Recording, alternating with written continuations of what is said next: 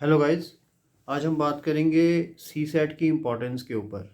UPSC civil services के अंदर और स्टेट सर्विसेज जितनी भी हैं उनके अंदर आजकल की डेट में दो पेपर्स होते हैं प्रीलिम्स में, एक जनरल स्टडीज़, एक सी सेट। जनरल स्टडीज़ को तो सारे सीरियसली लेते हैं, बट सी सेट को सारे कहते हैं कि चलो हो जाएगा, 33% मार्क्स ही इसमें चाहिए पास होने के लिए, तो चलो इसको देख लेंगे, लास्ट में देख लेंगे, थोड़ी सी प्रैक्टिस कर लेंगे, मैथ्स हमारा थोड़ा सा वीक है। या जो बोलते हैं कि जिनको कॉन्फिडेंस होता है मैथ्स में, मैथ्स तो हमें आता ही है, ठीक है, इंग्लिश तो थोड़ी बहुत आती है, थोड़ी बहुत वहाँ पे कर लेंगे, प्रैक्टिस हो जाएगी, ग्रामर पढ़ लेंगे, ये वो। तो बेसिकली आज की डेट में अगर हम बात करें तो सी सेट में बहुत ज़्यादा लोग फेल हो रहे हैं।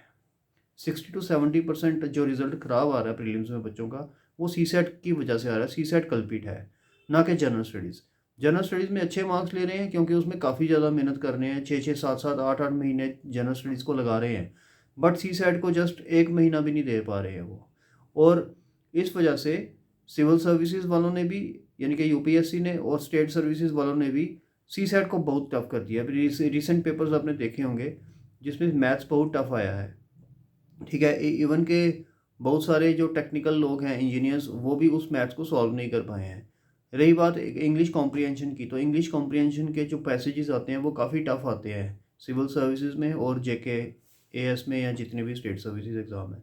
तो ना तो आपने इंग्लिश को लाइटली लेना है, ना तो आपने मैथ्स को लाइटली लेना है, ना तो आपने रीजनिंग को लाइटली लेना है। 33% को आप 66% मार्क्स के मान के चलो कि 66% मार्क्स मैंने लेने हैं, तब आपके जाके कहीं 33% मार्क्स आएंगे, ठीक है। रही बात टाइम कितना दे, तो इसको रोज़ 2 घंटे देने चाहिए आपको, एटलीस्ट 4 5 महीने। अगर 5 महीने आप इसको रोज़ 2 घंटे दोगे तो जाके आपका आज की डेट में सी सेट क्लियर होगा, ठीक है। यही मैं आपको आज कहना चाहता था। तो अच्छे से प्रिपेयर करिए, प्रैक्टिस बहुत ज़रूरी है सी सेट में। कंसेप्ट तो क्लियर होने ही चाहिए, प्रैक्टिस बहुत ज़रूरी है, ठीक है। कॉम्प्रिहेंशन की भी प्रैक्टिस कीजिए, मैथ्स की भी प्रैक्टिस कीजिए, प्रैक्टिस पे प्रैक्टिस कीजिए, रीजनिंग की भी प्रैक्टिस कीजिए। और सबसे इंपॉर्टेंट चीज़, जैसे मैंने कहा आपको 4 से 5 महीने आपने 2 घंटे रोज़ पढ़ने हैं, जिसमें आप इंग्लिश भी पढ़ोगे, मैथ्स भी पढ़ोगे, रीजनिंग भी पढ़ोगे। लेकिन इस 2 घंटे के अलावा आपने आधा घंटा डेली न्यूज़पेपर को ज़रूर देना है, क्योंकि न्यूज़पेपर का पढ़ने का आपको एक इनडायरेक्ट बेनिफिट ये मिलता है कि आपकी रीडिंग स्पीड बढ़ती है, आपकी कॉम्प्रिहेंशन एबिलिटी बढ़ती है, यानी कि इंग्लिश को समझने की क्षमता, ठीक है। अब कौन सा पेपर पढ़ना है, द हिंदू या इंडियन एक्सप्रेस, इन दोनों में से एक, ठीक है। और वो भी उसके एडिटोरियल पेज, फ्रंट पेज और एक्सप्लेन्ड पेज या आइडियाज़ पेज, ये चारों पेज आपने आधे घंटे में पढ़ने हैं, या चलो 45 मिनट्स में ये चारों पेज पढ़ने हैं। पहले पहले 45 मिनट्स लगेंगे आपके, बाद में जाके आपको आधा घंटा लगेगा। तेज तेज पढ़ना है, ठीक है। और ग्रैस्प करने की कोशिश करनी है। स्टार्टिंग में आपको समझ नहीं आएंगे पैसेजेस, लेकिन धीरे धीरे आने लगेंगे। जब आप 5th मंथ जब कर रहे होगे तैयारी, तो 5th 6th मंथ में आपको पूरा समझ आएगा न्यूज़पेपर, ठीक है।